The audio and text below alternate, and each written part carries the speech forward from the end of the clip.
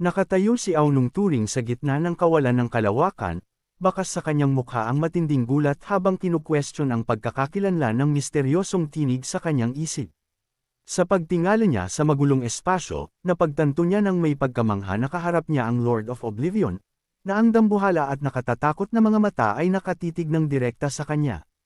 Sandaling nakaramdam ng kalituhan at pag-aalinlangan ang batang henyo, nanliit ang kanyang mga mata habang seryosong pinag-iisipan ang mapanuksong alok ng kadiliman para sa hindi sukat akalain na kapangyarihan.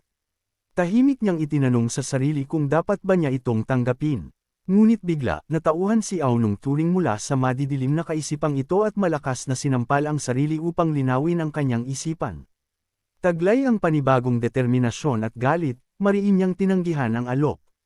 Galit niyang idineklara na ang isang mapagmalaking henyong tulad niya ay hindi isang basura, na madaling maaakit ng isang nakadidiring nilalang mula sa dark side.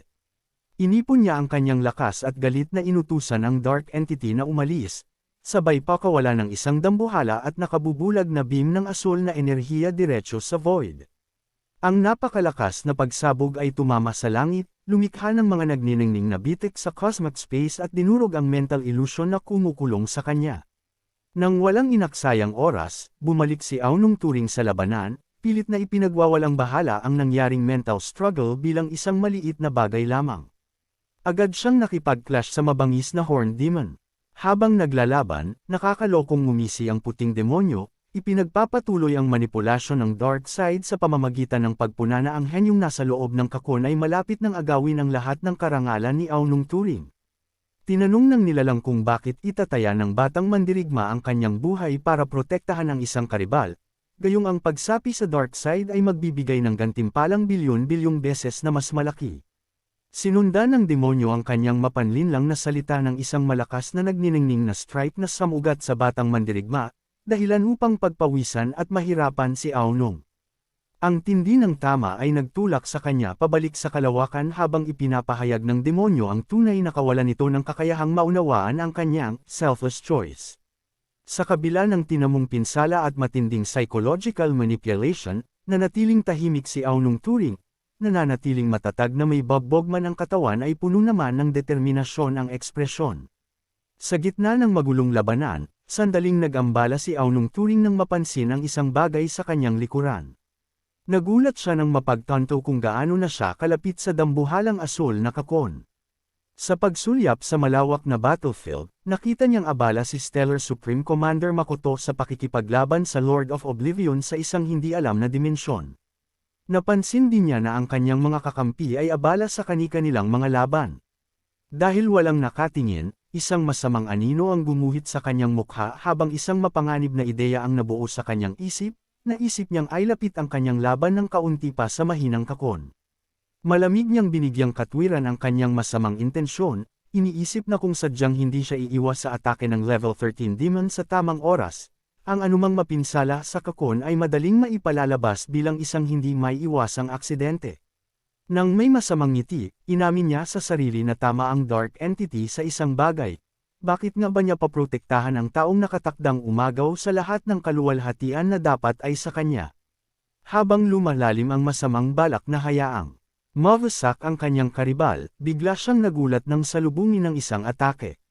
Marahas na sumugod ang Whitehorn Demon, nagpakawala ng malakas at mabigat na strike ng dark purple energy. Napasigaw sa sakit si Aunong Turing nang tumama ang atake, na nagpadala sa kanya na lumilipad ng walang laban patungo sa direksyon ng kakon. Sa kabila ng sakit, naisip niya na gumagana ang kanyang baluktot na plano. Ngunit biglang nagbago ang kanyang ekspresyon tungo sa matinding sindik nang maramdaman ang nakatatakot na pagbabago sa kanyang kalaban. Ang Whitehorn Demon ay biglang naglabas ng dambuhalang bugzo ng dark purple energy, mabilis na tumaas ang antas ng kapangyarihan nito habang tumatawa ng parang baliw. Ang aura ng demonyo ay nagmukhang parang isang nakatatakot na pulang anino na may masamang ngisi, inilalantad ang kanyang absolute maximum power. Napagtanto ni Aunong Turing ang nakapanlulumong katotohanan. Pinaglalaroan lamang pala siya ng nilalang na ito, at ito pala ang pinakamalakas sa mga demonic generals sa rurok ng level 13. Ngumiti ang demonyo, kinukumpirmang hinihintay nito ang eksaktong pagkakataong ito. Isang bugzo ng takot ang bumalot kay Ao nung turing nang maunawaan niyang ginamit lamang siya bilang kasangkapan upang makalapit ang demonyo sa kakon. Desperado siyang sumugod pa sulong upang itama ang kanyang pagkakamali, ayaw tanggapin ang kaiyahiyang kinahinatnan na ito. Pilit niyang itinulak ang sarili sa limitasyon upang harangin ang monster, ngunit itinuro lamang siya ng demonyo gamit ang isang nagniningning na daliri, malamig na kinukutsa siya bilang isang insekto na hindi makapipigil sa kanilang plano. Sa isang nakabubulag na kislap ng liwanag, nagpaputok ang demonyo ng isang concentrated beam ng purple energy na marahas na bumaon sa torso ni Ao nung turing. Napasigaw siya sa matinding hapdi at tuluyang napatigil sa ere. Lumulutang siya sa void habang may isang malaking butas sa kanyang dibdib, umuubo ng dugo habang pinagsisisihan ang kanyang mga hanggal na desisyon. Habang nahuhulog sa madilim na abyss, tinawag niya ang sarili na Sinner of the Starry Sky, dahil hinayaan niyang mapahamak ang lahat dahil sa kanyang selos. Nagulat si Haiji daw nang makita ang Whitehorn Demon na mabilis na dumaan sa kanya patungo sa kakon. Napuno siya ng panik nang mapagtanto na ang lahat ng labanan sa paligid ay isa lamang palang distraction, at si Lu Sheng ang tunay na target. Sinubukan ni Haiji daw na hamarang ngunit marahas siyang pinigilan ng isang faceless demon. Samantala, sa isang dimensyong puno ng mga pulang mata, ang Lord of Oblivion ay lihim na tumatawa dahil malapit na nilang makamit ang kanilang layunin. Balik sa battlefield, inipon ng Whitehorn Demon ang lahat ng dark purple energy sa kanyang kamao. Sumisigaw na mamatay na ang kanyang target habang sumusugod sa depensang walang laban. Ang matatalas na kuko ng monster ay marahas na tumama sa asul na shell. Agad na naduraj ang kakun, sumabog sa isang dambuhala at nagniningning na vortex ng asul at puting liwanag. Gayunpaman, ang nakamamatay na strike ng demonyo ay walang kahirap-hirap na nahinto. Isang kamay ng tao ang lumabas mula sa liwanag, casual na hinarang ang napakalakas na suntok gamit lamang ang isang daliri.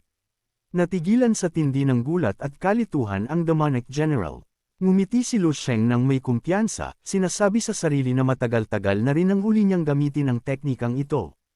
Nang may effortless na precision, iniabot ni Lu Sheng ang kanyang kamay mula sa liwanag at nagbigay ng isang simpleng flick ng stellar power diretso sa noo ng Whitehorn Demon. Nanlaki ang mga mata ng demonyo sa purong sindek, hindi maproseso ang umaapaw na puwersang tumama sa kanya. Isang nakabubulag na haligi ng mapangwasak na enerhiya ang bumaon sa core ng monster, habang sumisigaw ito sa kawalang paniwala. Ang matigas na katawan ng level 13 demon ay agad na nagbitak-bitik at nagkadurog-durog mula sa maliit na pitik na iyon. Ang lakas ng pitik ng daliri ay nagresulta sa isang dambuhalang pagsabog na niyanig ang buong battlefield. Habang humuhupa ang liwanag at alikabok, nakitang nakatayo ang silhouette ni Lu Sheng, walang galos at matatag sa gitna ng mga labi. Ang mga sundalong tao na nakasaksi ay nakatitig sa tindi ng pagkamangha, nagtatanong kung anong klaseng kataas-taasang nilalang ang lumabas mula sa naduraj na kakon.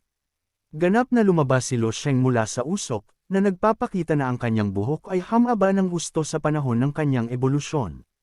Nakatayo ng casual habang ang mga kamay ay nasa loob ng kanyang bulsa, niuinggan niya ang magulong warzone sa kanyang paligid at kalmadong napansin na dahil napakasigla ng sitwasyon sa labas, hindi niya maaaring tanggihan na sumali sa labanan.